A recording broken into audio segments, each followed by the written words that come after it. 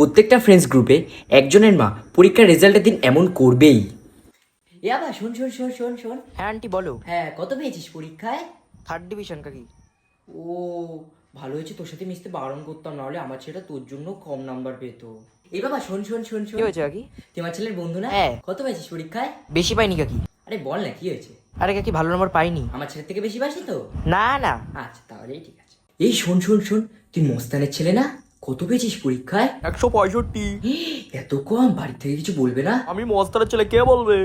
ঠাকুর মঙ্গল করু, তোর 6 জন আমার ছেলে নয় ঠাকুর। ওই শোনো শোনো, কত পেয়েছে তোমার ছেলে? আর বলো না, 550 পেয়েছে। ও এত খারাপ নাম্বার কেন গো?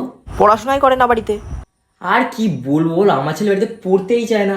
কত পেয়েছে জানো? 700 তে 620 পেয়েছে। তাহলে তো সুন্দর নাম্বার পেয়েছে। কোথায় ভালো নম্বর এটা বলো তুমি? এই তোমার ছেলে কত পেয়েছে? 700 তে 621। কে? আমার ছেলের থেকে নিচু রোল কি করে এত ভালো নম্বর পেতে পারে? হায় ভগবান, আমার বাড়িতে বৃষ্টি করতে হবে, আমার ছেলে কি করলো?